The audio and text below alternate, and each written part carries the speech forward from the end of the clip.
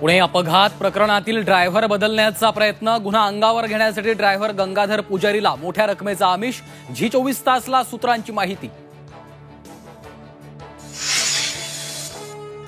Pune car अपघाताप्रकरणी आतापर्यंत 6 आरोपी अटकेत। विशाल अग्रवालची पोलीस कोठडी आज संपणार, तर मुलाचे आजोबा आणि ड्रायव्हरला चौकशीसाठी बोलावलं।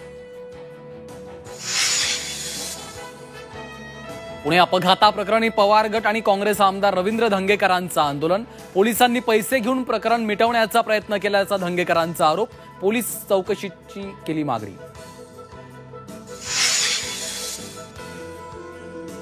डोंबिवली MIDC मधील स्फोट रिएक्टरमुळेच, महाराष्ट्र स्टीम बॉयलरचे संचालक धवल अंतापूरकर यांची माहिती।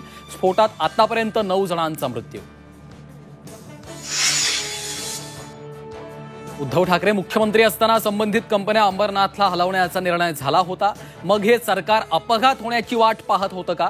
अंबादास दानवेंचा आरोप, तर ठाकरेंनी काहीच केलं नाही, फडणवीसांचा पलटवार।